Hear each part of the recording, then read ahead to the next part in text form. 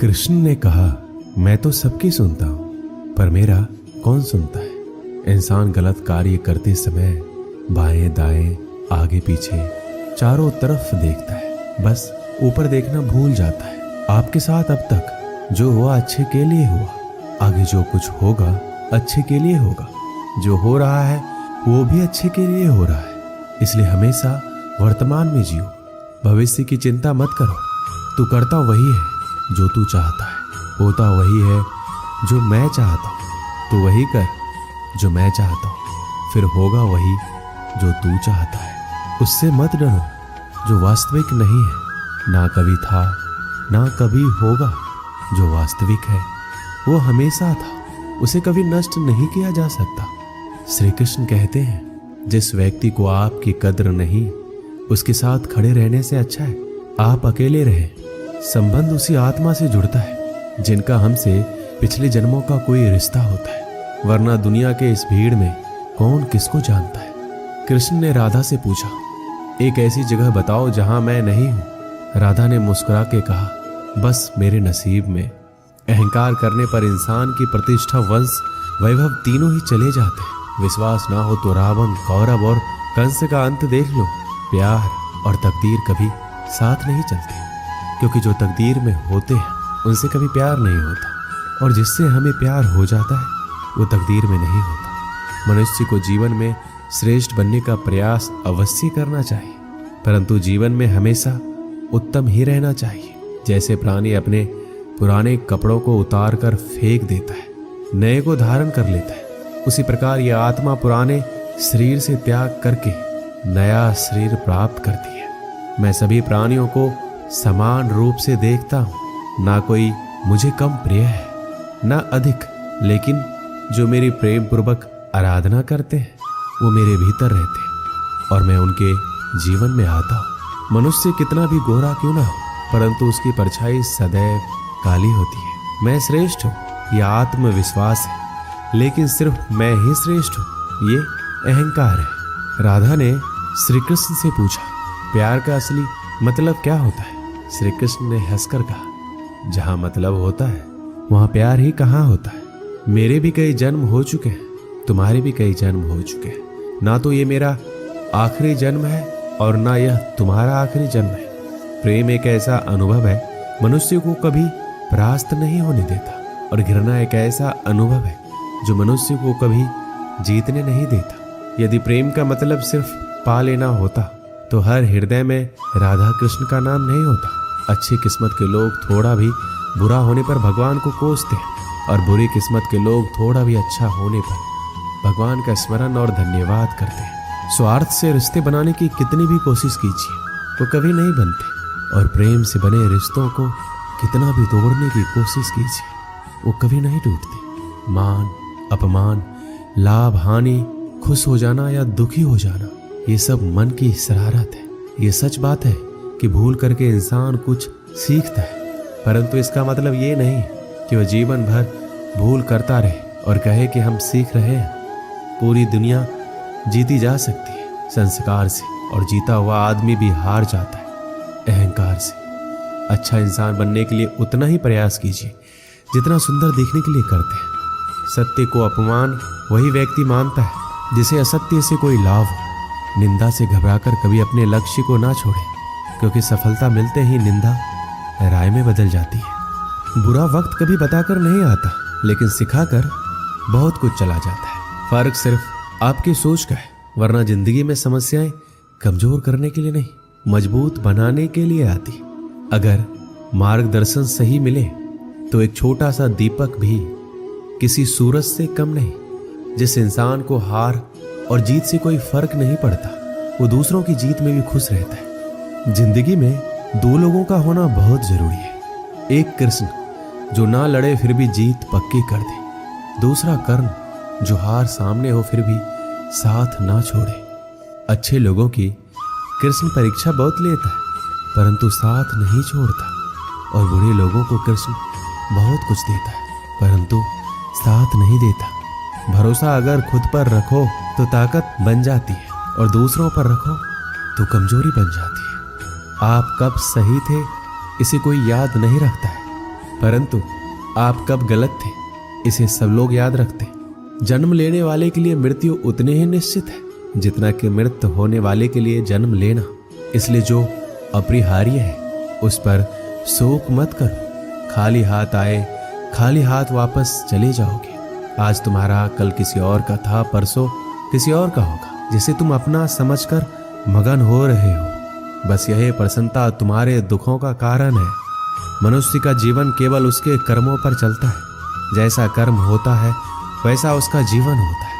अगर कोई मनुष्य हमारे साथ बुरा कर रहा है तो उसे करने दो, ये उसका कर्म है और समय उसके कर्म का फल उसे अवश्य देगा। लेकिन हमें कभी भी किसी के साथ बुरा नहीं करना चाहिए, क्योंकि यही हमारा धर्म है। जिंदगी में सदैव अवसरों का आनंद लेना चाहिए, लेकिन किसी के भरोसे को तोड़कर नहीं। जो मन को नियंत्रित नहीं करते उनके लिए वह शत्रु के समान कार्य करता है। अगर व्यक्ति शिक्षा से पहले संस्कार, व्यापार से पहले व्यवहार और भगवान से पहले माता पिता को पहचान ले तो जिंदगी में कभी कोई कठिनाई नहीं आएगी। बंधन रिश्तों का नहीं, एहसासों का होता है। जहां एहसास खत्म वहां रिश्ता खत्म। मेरे रोने पर मेरे आंसू कृष्ण जी पोंछ देते हैं। देखते तो नहीं है, पर मुझे पता है वो मेरे संग बैठकर रो देते हैं। अगर ईश्वर तुम्हें ज्यादा प्रतीक्षा करवा रहे हैं तो हो सकता है जितना तुमने मांगा है उससे ज्यादा तुम्हें देने वाले हैं। इस संसार में मनुष्य किसी भी रूप में बड़ा नहीं होता, बल्कि मनुष्य के पीछे जो ताकत खड़ी होती है वो ज्यादा बड़ी होती है। सदैव संदेह करने वाला व्यक्ति के लिए प्रसन्नता ना इस लोक में है ना कहीं और। अगर आप जीवन में असफल होते हैं तो आपको दोबारा प्रयास करने में कभी नहीं घबराना चाहिए, क्योंकि जब आप दोबारा प्रयास करते हैं तो आपकी शुरुआत सुनने से नहीं बल्कि आपके अनुभव से होती है। मनुष्य अपने विश्वास से निर्मित होता है। जैसा वो विश्वास करता है वैसा वो बन जाता है। इस पूरे ब्रह्मांड में ऐसी कोई ताकत नहीं जो इंसान की इच्छाओं की पूर्ति कर सके, क्योंकि इंसान की इच्छाएं एक समुद्र के समान होती है जिसे कभी भी भरा नहीं जा सकता। इंसान का मुश्किल वक्त उसके लिए एक दर्पण की तरह होता है जो हमारी क्षमताओं का दर्शन हमें करवाता है। ईश्वर ने जो हमारे भाग्य में लिखा है उसे हमसे कोई नहीं छीन सकता, लेकिन अगर हमें अपने ईश्वर पर सच्चा भरोसा है तो हमें वो भी मिल सकता है जो हमारे भाग्य में लिखा नहीं होता। जो दूसरों की तकलीफों को समझते हैं, जिनमें दया है, दिल से अच्छे हैं, उन्हें दोबारा जन्म नहीं लेना पड़ता।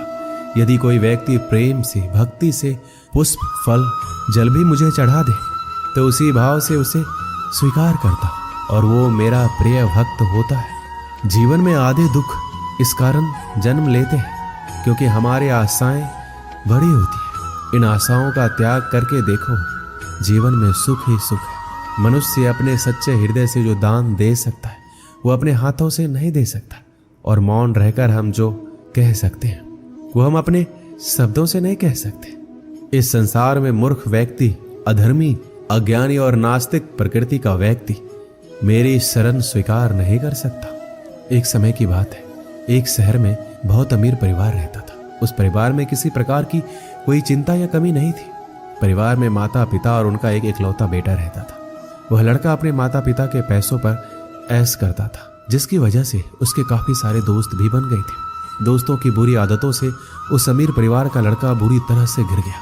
उसमें धीरे धीरे बुरी आदतों का विकास होता चला गया। बेटे की बुरी आदतों से परेशान होकर उसके माता पिता प्रतिदिन चिंतित रहने लगे। दोनों अपने बेटों को समझाते, परंतु बेटे को ये बात समझ में नहीं आती थी। माता पिता को ये समझ नहीं आ रहा था आखिरकार बेटे की बुरी आदतों को किस तरह सुधारा जाए। ये बात उनके लिए एक चिंता का विषय बन गई थी।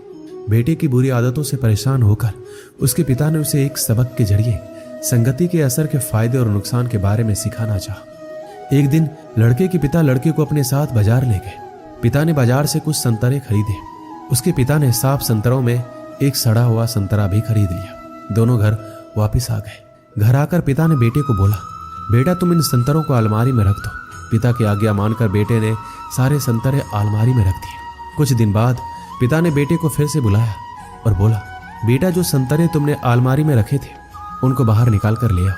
लड़का संतरे निकालने चला जाता है, लेकिन जैसे ही अलमारी खोली तो देखा सारे के सारे संतरे सड़ चुके थे।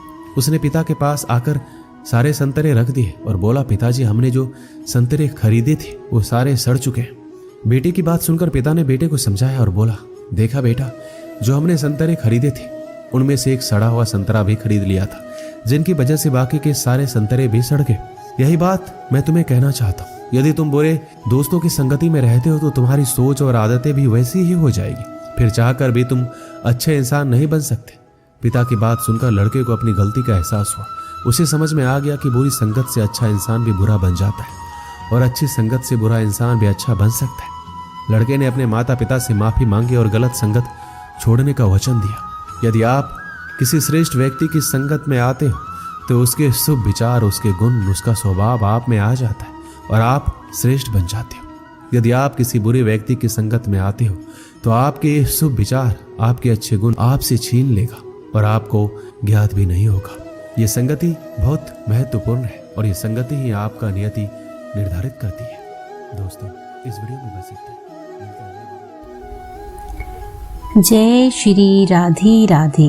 दोस्तों, आज के अध्याय को हम यहीं पे समाप्त करते हैं। महादेव के चरणों में विनती है कि आपके घरों में सुख और शांति का वास हमेशा बनाए रखे। जय श्री राधे राधे। जय